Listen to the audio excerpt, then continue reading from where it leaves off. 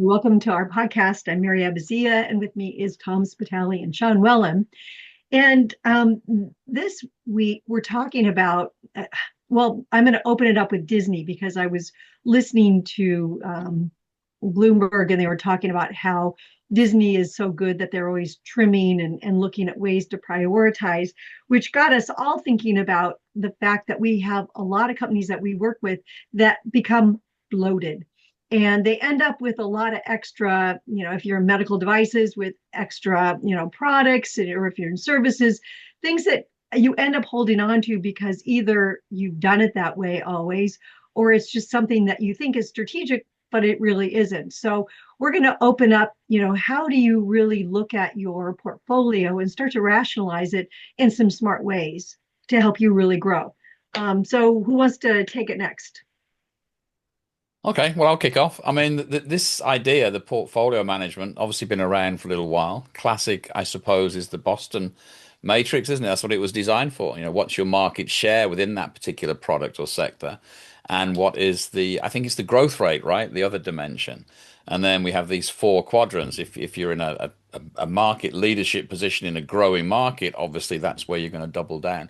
And I think that is a good starting point, and it's obvious. Often it's intuitive.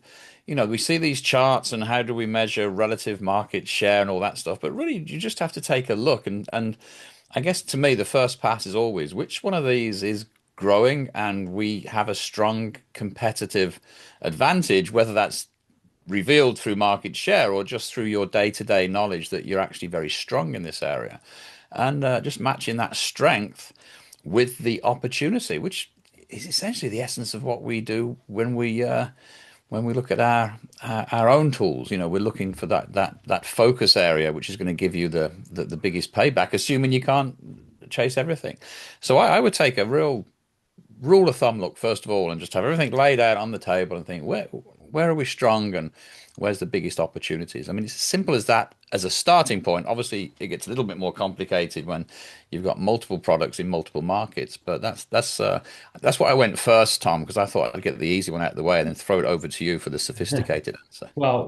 Much like how we think about segmentation, we talk a lot about segmentation and we say narrow your focus to grow, which is really a hard concept to get your heads around if you're in business, right? You think, gotta have growth, gotta have growth. Typically, growth means more products, more brands, more acquisitions. And I guess what we found is that by narrowing your focus, you can actually grow by dominating in the areas that you decide to focus in. I think one of the areas that we've done some really eye-opening work is in just the world of branding, B2B branding. We've had some clients in the past that we've worked with that have had, over the course of acquiring so many companies, a really nice broad portfolio, and they've held on to all the brand names because they felt like, well, there's some equity there.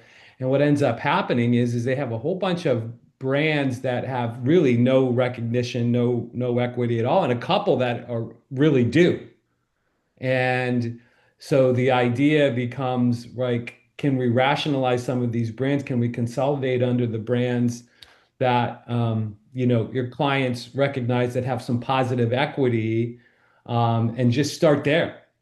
Start to simplify things in the minds of your customers, so that you can get invited to the party more often. Mary, you've experienced that. What are some of the keys to that, do you think? In terms of who you have in the room or how you look at brands, Yeah, because I'm just going to how go either how way. how, how we've helped people get there, and what's the. Yeah, I love it. Well, a couple of really important ways that we do it. One is to get everyone in the room that you might not normally invite into the room, because this is a really critical decision that you're making. Is what are we going to stop doing and what are we going to double down and put more money on, like a big casino. So having people from sales, from finance, from, if you're in any medical division, some of the medical, anyone that can screw up your plans later needs to be a part of it, because there's these pocket votes that people have. You'll come up and you'll say, okay, we agree, we're going to stop working on this, product line. And then somebody, a couple of days later will go, no, we're not going to do that. So you have an alignment is a really critical point of this exercise, and that everyone has an opportunity to discuss it in a structured format, like we use a prioritizer. And then when you walk out of that room, you agree. One of the other things that we're doing, I think that's helping a lot more with AI, is we're able to take our ability to win and kind of put it on steroids. We're able to do a baseline of the market, how customers see you and your competitors. And then we start to simulate different value props.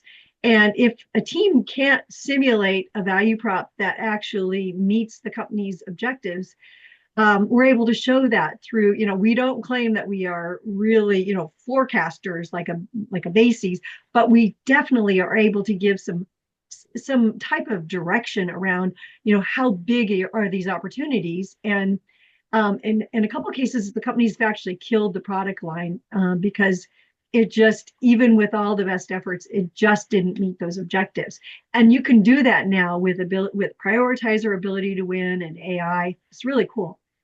It's not, I it's think also emotional. one, go ahead, Tom. Well, I was just going to say it's emotional, though. I mean, these things are emotional. Letting go of products that you put blood, sweat, and tears into, right? It's really difficult. How about the other emotional part of it that's really hard if we talk about brand rationalization, is you got people in the room that were with the acquired company where the brand name came over, right? And it came over with them, and all of a sudden now you're talking about killing that and kind of putting it under a different umbrella, something with more equity. So it is difficult. The tools help a lot, but there's also a bunch of change management and watch outs there to make sure that the environment is right for people to be able to make hard decisions and emotional ones. Sorry, Sean, what were you going to say? Well, I mean, a couple of things on that. You're right. You've got to be sort of heartless, or at least very objective, because it is easy to get caught up with your favorite, products that have been around for a while. And I think you have to look at your product portfolio like a farmer looks at livestock. You can care for it, you can nurture it, and you can do well by it. But ultimately, when time's time, it's going to be shot through the head. That's a bit too graphic, isn't it? But you know what I mean. We've got at some point say like that we'd emotionally detached. But I wanted to look at two other aspects to this portfolio management idea, particularly with our tools. It's not, we like to think that the objective is to see where should we focus, which products should we focus on, and that's absolutely what we do. But there's two other bits of insight that can come out of the analysis. First one is, I mentioned before that intuition is a powerful tool. You know your products, and if you're the product manager or very close to that product and market, you have a sense of where you fit.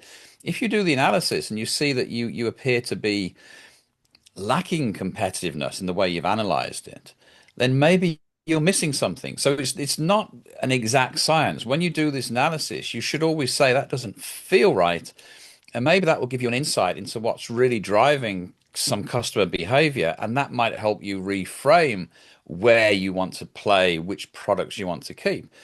And that leads on to the second point, which is this is not static. We're not doing an analysis just to say where do they fit in this matrix. And ask ourselves the question, how do we improve? Is it worth improving? Is there a payback if we were to improve this? So it's those two elements. Whenever I think of portfolio management, the way I've read it in textbooks, it's always been cut and dried. You analyze them this way, you put them in one of these four quadrants, and you act accordingly.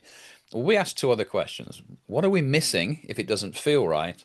And how can we improve if improving seems worthwhile and possible, and all the rest of it? So it's more dynamic than static. And I guess I just wanted to make that point. And when it comes to portfolio, it's the start of a journey, not the end. Mm. Yeah, I one of an example of, I think Sean, you and I worked on this. A pharmaceutical company has a product that actually is kind of like a super product. It can solve a lot of different conditions or Mm. ailments. And what we did with a huge group in New York City was we went through and said, all right, where are the potentials in terms of claims for each of these? So, you always think of it as products, but in that case, they were actually figuring out what what areas should they focus more on in terms of, where they were going to do more studies and be able to, really create more of a blockbuster or a support for a blockbuster. So I thought that was kind of a, on the heels of what you're saying, that's one of the other ways that we've looked at Yeah, yeah. rationalization, I or mean, I just, remember. we're going to put 80% here, we're going to put 20% here. And I remember that well. I remember the job, and it's absolutely right. There's another nuance then. Not only is it you ask what are we missing, and then you see what can we improve. The other thing fundamentally is you've got to what is your operational definition of a product in this case? Is it a use case? Is it an end user? Is it a particular indication? Is it, there's lots of ways that you can challenge yourself to define product. And maybe that's the very first thing you should do, which makes it that little bit more complicated. Oh, excuse me. You know what you should always do on a podcast, just for good order? You should always turn your phone off. I want you all to remember that, children at home. Doing a podcast and you want to appear professional, turn your phone off. There. I'll do it That's right now. tip for the day. Thanks, Sean. Yeah. I want to talk a So, little bit about the change management aspect of it because I alluded to it earlier, and I think it's so important. One of the most important things I think that can happen in a product or brand rationalization kind of workshop or an initiative is there's got to be a leader, somebody with massive authority that says, "Hey, we got to do this." Even going as far as saying, there's X percent of the portfolio or X percent of some of the brand names that we've simply got to rationalize. It's not a matter of if, it's which products, which brands, because without that, even with the best tools, the emotions they're just really strong. So you've got to really pay attention to that and make sure that the environment says, "Hey, we're not leaving here without shrinking the portfolio or the brand names by 10%, 20%. Otherwise, you may spend a lot of time and people just dig in." Yeah. yeah, and to add to that, that strong leader can't just do it transactionally. It has to be a mantra, where you might do the big exercise, in January or February, but then you've got to revisit it because the markets are always changing so much that you've got to stay on top of this. So revisiting it is important as part of that change management. And Yeah, sometimes you have to offload. Tom, you and I were working on some things where there was like this collection of things that were like definite cut, and then there were some to watch over the next 6 months to see if in fact it could be pumped up or if they're going to be on the cutting floor next. So right. it's a journey. It's a So journey, and it's also a journey in that it is not as stark as saying, "Okay, we're going to get rid of these 8 brands. We're going to subsume them under another brand name, and we're going to start tomorrow." There's this, science to how you do this. It's a progression from maybe some period of time where the brand lives for a little while, but with conversations from the sales force or the marketing team that this is going to change eventually. Maybe there's a period where it's sort of sub-branded. The name doesn't go away right away. It's sub-branded under the name that's ultimately going to subsume it, and everybody kind of gets their head. I think that's as much for the internal audience as it is for the customer. If you're rationalizing a brand, it's probably because customers can't pick it out of a lineup. But you've got people, like we said, that are from the legacy brand or legacy company that want it to happen. And so you can do this thing kind of gradually over time just so that they can get used to it and ultimately um, feel free enough to let it go. But And it's an important part of this whole discussion. I think that's another part to it. It's not binary. It's not as if like we keep or we get rid. I mean, there's level. We famously in our sessions we always come across a product or a market, and we use prioritizer in different entities. But on a product basis, you might find one that is we really have a strong competitive position, but we just don't like the market. The market's not growing. Its market's probably going to fade away. But we never say, as a general rule, we don't say take that product and forget about it. We say just don't invest in it. Just as long as it keeps turning and it earns an income over its cost of capital, then keep it, right? So sometimes when you consolidate portfolios, you can have a maintenance level rather than a sort of active investment versus you know, managing them out of the business. You can have this sort of passive level as well. So it's not always a binary decision. Sometimes there's products that just pay for themselves and keep going. It seems like there's a couple of things that we're talking about. One is more around the product rationalization or services, where you kind of clean out your closet of products or services that don't seem to fit. And then kind of a bigger umbrella of that is the branding. So, sometimes when you have a lot of products or services, you're just trying to make sure that you don't have 25 different brands, that you're trying to kind of bring them under being more of a house of, instead of being a house of brands, you're a branded house. And Mm. that's another form of how, we work with clients and how they rationalize. And in every case, it's about being smarter about the way you're investing, either in the products or in the brands, so that you're not diluting yourself.